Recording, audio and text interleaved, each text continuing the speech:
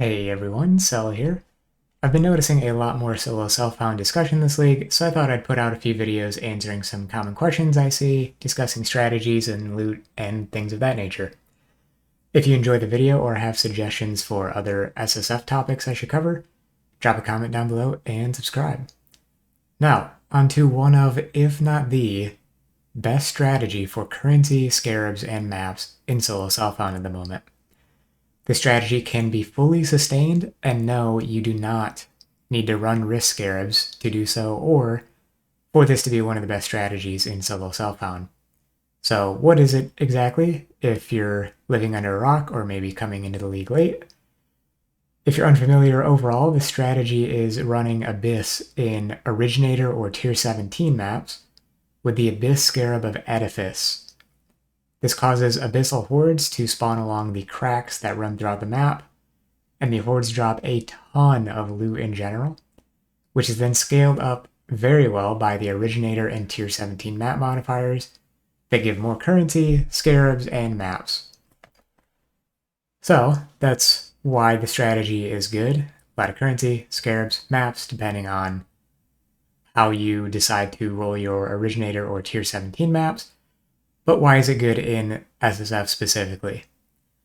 Well, the biggest strength is that the strategy is completely self-sustaining.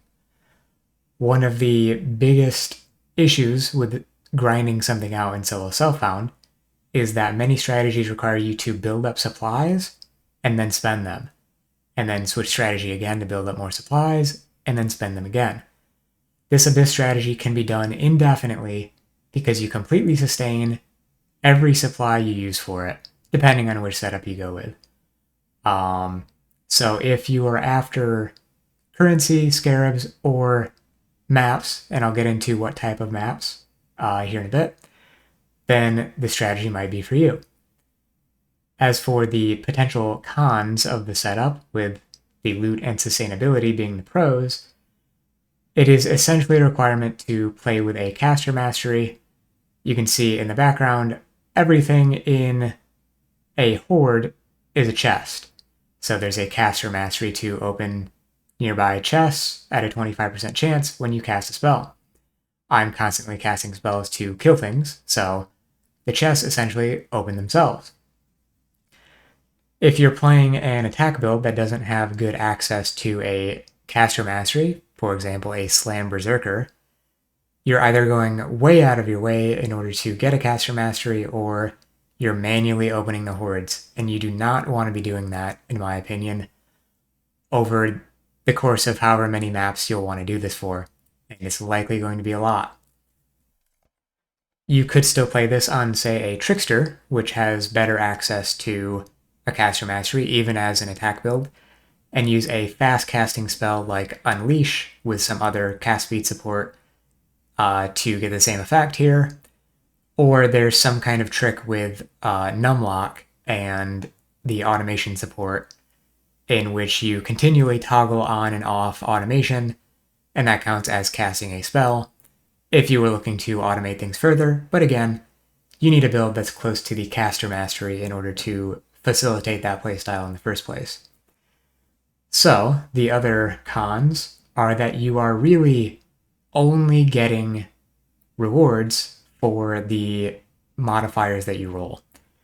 You can get more currency, scarabs, and maps, as I mentioned before, but this isn't really going to be the most efficient way to get gold or uniques, for instance.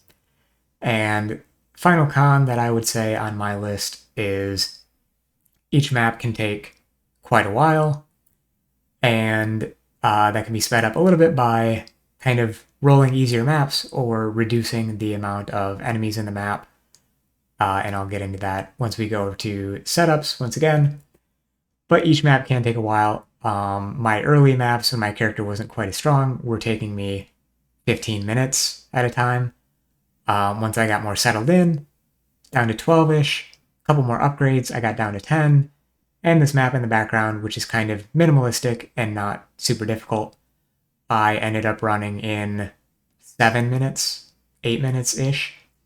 It also depends on the amount of loot you get and on your loot filter. in those early 12 to 15 minute maps, I was picking up alterations and a bunch of other lower currencies like fusings because I still needed them to link some items, recombinate some gear, etc. And this is a great means of acquiring those currencies for that purpose, but you will be individually clicking on a lot of different currency. You wouldn't necessarily be picking up single alterations at a time. The stacks are 3, 4, 5. Very common, on top of all of the other more mid and higher tier currencies that you want. It does end up being a lot of clicking, which I suppose you could call another con. And to circle back to another potential pro, since I didn't quite cover this earlier, the strategy is good for Valdo's puzzle boxes because they count as a currency item, and that is a potential means to get some rare uniques if you're looking for an SSF equivalent to a jackpot type of strategy. Jumping in game here, I'll first take a look at the Atlas tree, and then I will go over some Scarab setups, and there are a decent number of them. So, Atlas tree is fairly basic. Mine is very general purpose in that I never respec this tree for basically any reason. Since I started doing the strategy, this has been my tree, plus or minus 5 to 10 points worth of difference the entire time. For example, I wouldn't run Singular Focus if I was after more difficult sustain, let's say. I am running all of the map nodes for better map drops to help sustain the Originator maps.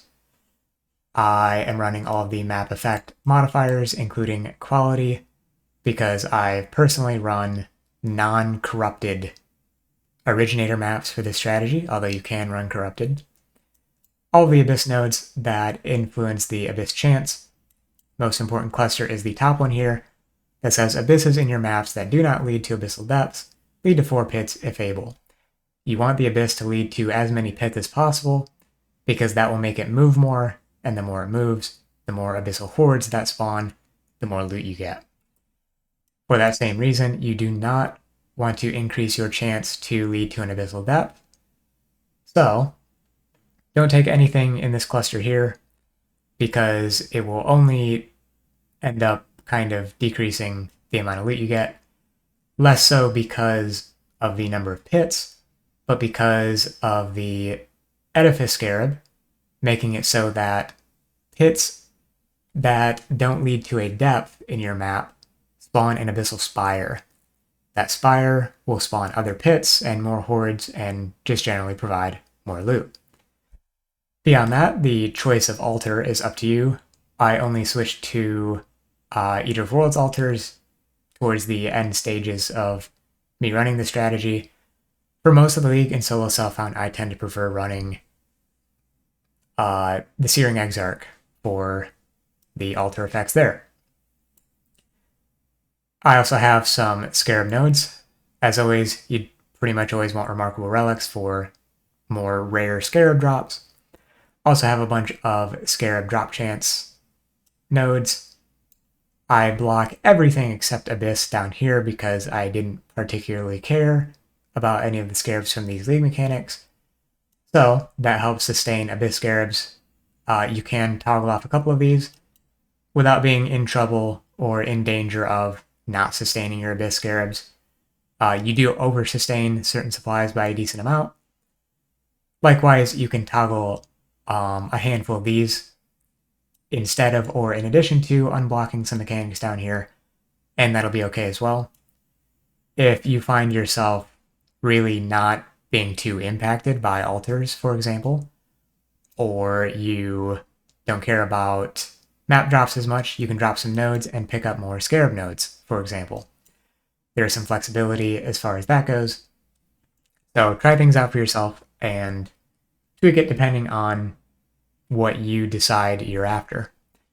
Now, in terms of Scarab setups, the key Scarab here is the Abyss Scarab of Edifice, which is the second rarest Scarab for Abyss, the rarest being Profound Depth, and the other two being very common, the typical Abyss Scarab and Multitudes. So, the most basic, bare bones thing you could do is use a single Scarab of Edifice and make sure you use the Abyss map device crafting option. You'll have one Abyss guaranteed from your Atlas tree, Atlas passives. The map device provides 3. Keep in mind, if this strategy survives into next league or beyond, keep in mind how many Abysses are provided by the map device. 3 is a very high number here, considering that the Abyss Scarab provides 1. This is worth 3 Abyss Scarabs worth of Abysses. If this becomes 1 or 2, you're probably going to want to incorporate more Abyss Scarabs on average, again, assuming the strategy survives. So, my original setup when I first started this strategy was 1 Edifice, 2 Abyss Scarabs, and 2 Abyss Scarab of Multitudes. Now, Multitudes is really bad, but I was mostly doing that for the experience gain early on as I was initially leveling this character. If we go back to the Atlas tree briefly, you'll notice I'm excluding this node Abyssal Army and the node preceding it. These nodes both make Abysses in your map spawn increased monsters, and Abyss mobs grant increased XP. You don't want this because the vast majority of your loot each map is coming from the Abyssal hordes and not the enemies themselves. So, you do not want to spend more time at each pit killing the enemies that aren't dropping that much loot. You want to be done with the pit as soon as possible, getting the crack moving again, or getting the spire to spawn if it's the end of the Abyss, and getting more loot from the Abyssal hordes. So, if you're looking for XP, you can toggle that node and use Multitudes. Otherwise, I would completely drop these, and I would only run these 3, if nothing else, in your early stages. You could throw in any number of other random Scarabs here as well, if that's something you desire to. Again, it's not probably going to make a huge difference either way, but for example, and I guess this is one I forgot to include, you can, if you're after corrupted maps, or you want to try your hand at gathering some corrupted Originator maps, you can incorporate a Cartography Scarab of Escalation and of Corruption for corrupted 8-mod maps at an increased rate. So, that's one way to increase your map sustain and general map loot without increasing the difficulty whatsoever. You could also run any number of other miscellaneous Scarabs if you wanted to try things out. There's not really room to incorporate other league mechanics, so I would probably leave that out, but one potential avenue.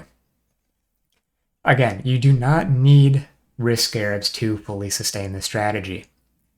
I ran this strategy, this exact one, with the Multitude Scarabs for dozens of maps, and I well over-sustained on Scarabs, and I was getting more than enough maps to sustain Originator maps as well. I averaged between 2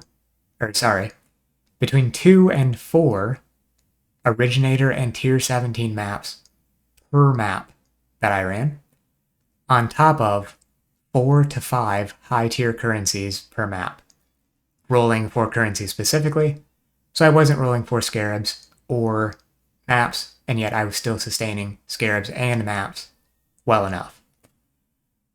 So, again, you don't need Risk Scarabs or Cartography Scarabs or anything like that in order to sustain, but they will help you out, and if you have them, you might as well start burning through them, because you get to a point with this strategy that you'll be drowning in Scarabs and not have enough time to use them.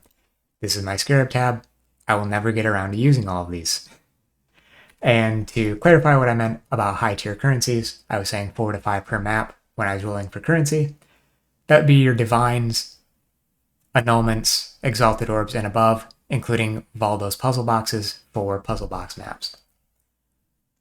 So the remainder of the strategies, say you are sustaining well enough, you're starting to build a stockpile of Risk Scarabs, your character is getting strong enough to the point that you want to try some out. Well, you can go ahead and try out just one if you want. Run with Escalation, more Originator and Tier 17 maps, why not? And a Scarab. Again, why not?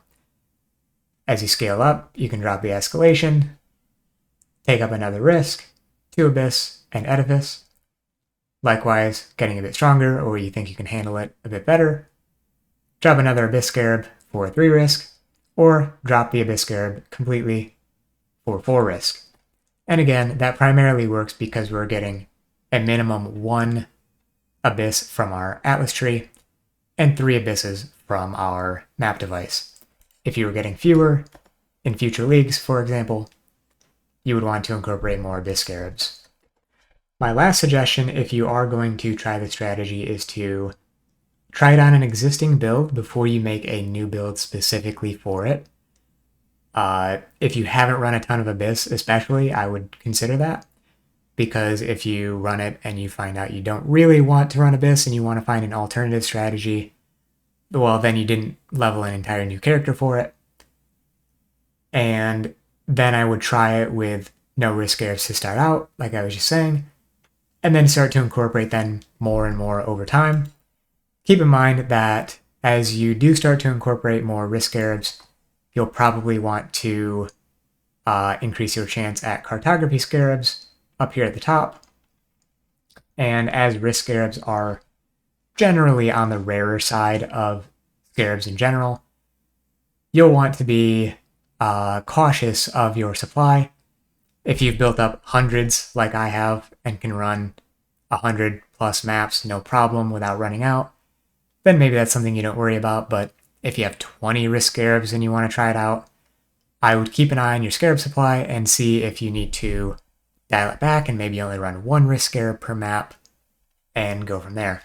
Again, in solo self-found especially, it's all about adapting the strategy, taking the general principle behind it, and changing it to suit your specific needs, whatever those may be. Well, that pretty much about covers it for me, so thanks for listening to almost a 20-minute ramble on why this strategy is good for solo self-found, and I hope you learned something from it. If not, tell me what I could have done better down below, and I'll catch you next time. Peace.